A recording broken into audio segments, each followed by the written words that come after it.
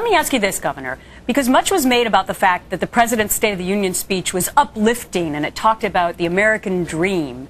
And then you had Eric Cantor come in the rebuttal and talk about what many people say were the facts, that it's not so happy and it's not so blissful. So if you were president, what would you have done?